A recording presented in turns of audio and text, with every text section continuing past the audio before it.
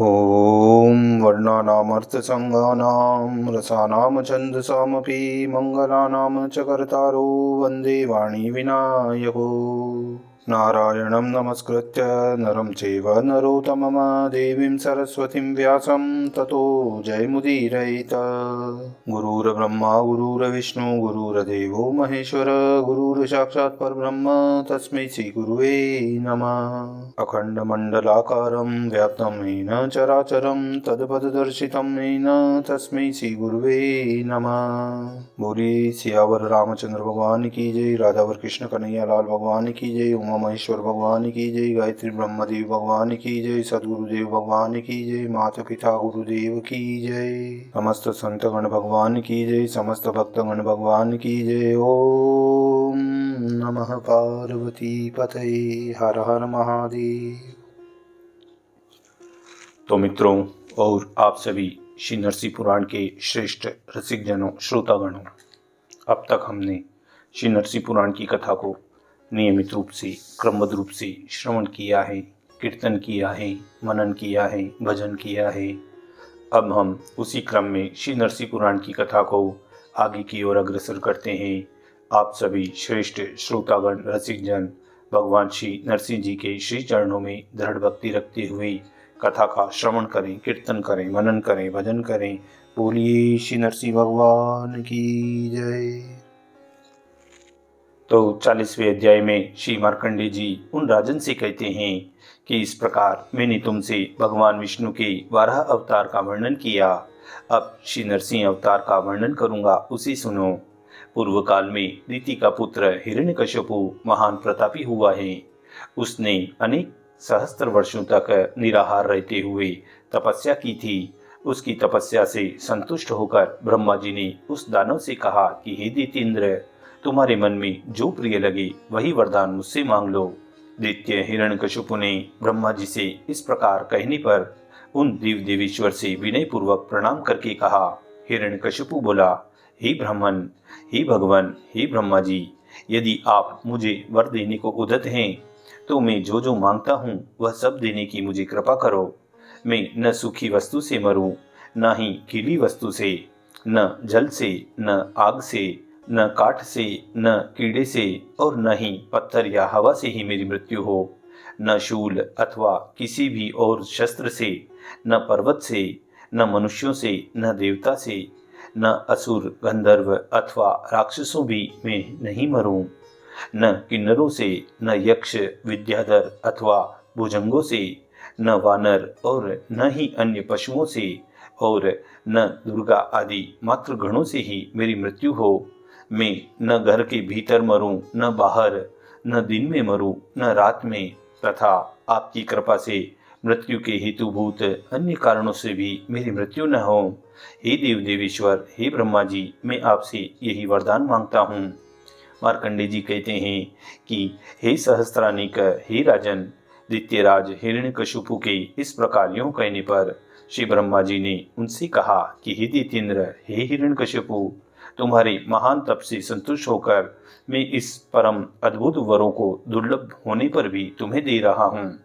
दूसरे किसी को मैंने ऐसा वरदान नहीं दिया है और न दूसरों ने ऐसी तपस्या ही की है। हे दैत्यपते, तुम्हारे मांगे हुए सभी वरदान मैंने तुम्हें दे दिए, वे सब तुम्हें प्राप्त हो जाएंगे। हे महाबाहो, अब जाओ और अपने तप के बढ़े हुए उत्कृष्ट फल को भोगो। इस प्रकार पूर्व काल में दैत्यराज हिरण्यकश्यपु को अभिष्ट वरदान देकर ब्रह्मा जी अपने परम उत्तम लोक को चले गए। उस बलवान दैत्य ने वर पाकर बल से उन्मत्त होकर श्रेष्ठ देवताओं को युद्ध में जीतकर उन्हें स्वर्ग से पृथ्वी पर गिरा दिया, तथा वह स्वयं ही स्वर्गलोक में रहकर वहां का सर्वशक्ति संपन्न राज्य भोगने लगा। हे नरेश्वर, इंद्र आदि देवता, रुद्र तथा ऋषिगण भी उसके भय से मनुष्य रूप धारण करके पृथ्वी पर विचरते थे। हे राजेंद्र, त्रिभुवन का राज्य प्राप्त कर लेने पर हिरण्यकश्यपु ने समस्त प्रजाओं को बुलाकर उनसे यह वाक्य कहे, हे प्रजागण, तुम लोग देवताओं के लिए यज्ञ, होम और दान न करो। अब मैं ही त्रिभुवन का अधीश्वर हूँ, अतः यज्ञ और दान आदि कर्म मेरी ही पूजा करो। हे राजन, यह सुनकर वे सभी प्रजाएं उसके भय से वैसा ही करने लगी। हे नृपश्रेष्ठ, वहाँ ऐसा व्यवहार चालू होने पर चराचर प्राणियों सहित समस्त त्रिभुवन अधर्म परायण हो गया। स्वधर्म का लोप हो जाने से सबकी बुद्धि पाप में प्रवृत्त हो गई। इस तरह बहुत समय बीतने पर इंद्र सहित सब देवताओं ने मिलकर समस्त शास्त्रों की ज्ञाता तथा नीतिवेता श्री बृहस्पति जी से विनय पूर्वक पूछा कि हे मुनिश्रेष्ठ, हे गुरुजी, हे देवगुरु, त्रिलोकी का राज्य छीनने वाले इस हिरण्यकशिपु के विनाश का समय और उसका उपाय हमें आप शीघ्र बताइए।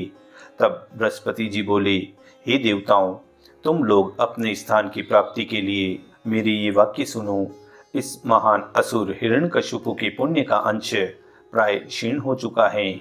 इसे अपने भाई हिरण्याक्ष की मृत्यु से बहुत शोक हुआ है। यह शोक बुद्धि को नष्ट और शास्त्र ज्ञान को चौपट कर देता है, विचार शक्ति को भी क्षीण कर डालता है। अतः शोक के समान कोई शत्रु नहीं है। हे नरेश्वर, अपने शरीर पर अग्नि का स्पर्श और दारुण शस्त्र प्रहार भी सहा जा सकता है, परंतु शोकजन्य दुख का सहन नहीं किया जा सकता। हे देवताओं, इस शोक से और काल रूप निमित्त से हम हिरण्यकशिपु का नाश निकट देख रहे हैं। इसके अतिरिक्त सभी विद्वान सर्वत्र परस्पर यही कहा करते हैं कि दुष्ट हिरण्यकशिपु अब शीघ्र ही नष्ट होने वाला है। मेरे शकुन भी यही बताते हैं कि देवताओं को अपने पद स्वर्ग साम्राज्य की प्राप्ति रूप महती संपूर्ण समृद्धि मिलने वाली है और हिरण्यकशिपु का नाश होना चाहता है। चूंकि ऐसा ही होने वाला है, इसीलिए तुम सभी देवता क्षीर सागर के उत्तर तट पर, जहाँ भगवान श्री विष्णु शयन करते हैं, शीघ्र ही वहां जाओ।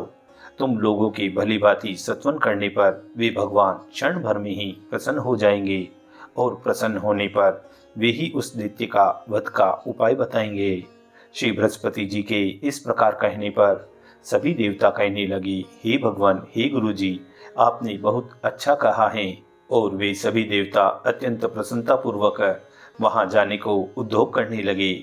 हे नृपर, वे देवगण किसी पुण्य तिथि को शुभ लग्न में मुनिवरों द्वारा पुण्य वाचन, स्वस्ति वाचन और मंगल पाठ कराकर दुष्ट दैत्य हिरण्यकशिपु के विनाश के लिए और अपनी ऐश्वर्य वृद्धि के लिए श्री महादेव जी को आगे करके क्षीर सागर के उत्तर तट की ओर प्रस्थित हुए। वहां पहुंचकर सभी देवता विजयशील भगवान जनार्दन श्री विष्णु का नाना प्रकार के स्त्रोतों द्वारा सत्वन पूजन करते हुए वहां खड़े रहे। भगवान शंकर जी भी भक्ति पूर्वक एकाग्रचित्तता से भगवान जनार्दन के पवित्र नामों द्वारा उनकी स्तुति करने लगे। भगवान महादेव जी कहते हैं, विष्णु, जिष्णु, विभु, देव, यज्ञेश, यज्ञपालक, प्रभ विष्णु, ग्रसिष्णु, लोकात्मा, लोकपालक, केशव, केशिहा, कल्प, सर्व कारण कारण, कर्मकृत, वामनाधीश, वासुदेव, पुरुषटूत, आदिकर्ता, वाराह, माधव, मधुसूदन, नारायण, नर, हंस, विष्णुसेन, हुताशन, ज्योतिष्मान, धूतिमान, श्रीमान, आयुष्मान, पुरुषोत्तम, विकुंठ, पुंडरीकाक्ष, कृष्ण, सूर्य, सुरातीर्थ, नरसिंह, महाभीम, व्रजद्रंष्ट, नखायुध, आदिदेव, जगतकर्ता, योगेश, गरुड़ध्वज, गोविंद, गोपति, गोप्ता, भूपति, भुवनेश्वर, पद्मनाभ, ऋषिकेश, विभु, दामोदर, हरि, त्रिविक्रम, त्रिलोकेश, ब्रह्मेश, प्रतिवर्धन, वामन, दुष्ट दमन,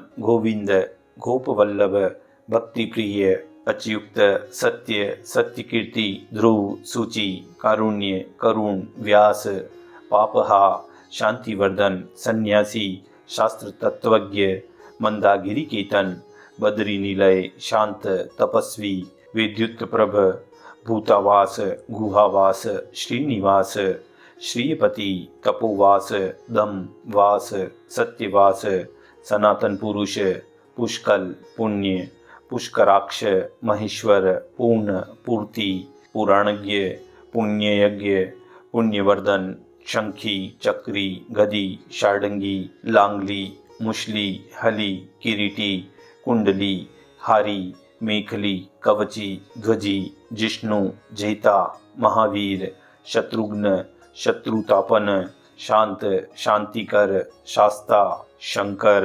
शंतनुस्तुत सारथी सात्विक स्वामी सामवेद प्रिय सम सावन साहसी सत्व संपूर्णांश समृद्धिमान स्वर्गर्द कामद श्रीद कीर्तिद कीर्तिनाशन मोक्षद पुंडरीकाक्ष शिराब्दी कृतकेतन सुरासुरेह स्तुत प्रेरक और पापनाशन आदि नामों से कहे जाने वाले हे परमेश्वर, आप ही यज्ञ वष्टाकार ओंकार तथा आहवनी आदि अग्नि रूप हैं।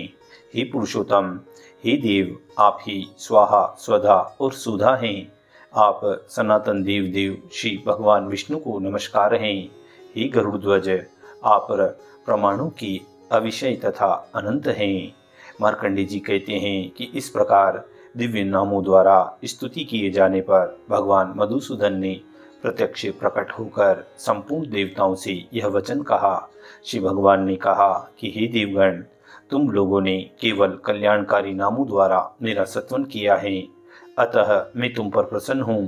कहो तुम्हारा क्या कार्य सिद्ध करूँ। तब देवता बोले, हे देवदेव, हे ऋषिकेश, हे कमल नयन, हे लक्ष्मीपति, हे हरे, आप तो सब कुछ जानते हैं, फिर हमसे क्यों पूछ रहे हो। श्री भगवान बोले, असुर नाशक हे देवताओं, तुम लोगों के आने का सारा कारण मुझे ज्ञात है।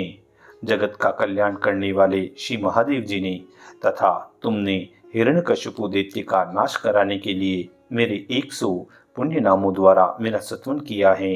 हे महादेव जी, हे महामते शिव, तुम्हारे कहे हुए इन 100 नामों से जो मेरा नित्य सत्वन करेगा, उस पुरुष द्वारा मैं उसी प्रकार प्रतिदिन पूजित हो जाऊंगा जैसे इस समय तुम्हारे द्वारा आज हुआ हूँ। हे देव शंभो, मैं तुम पर बहुत प्रसन्न हूँ। अब तुम अपने शुभ कैलाश शिखर को जाओ।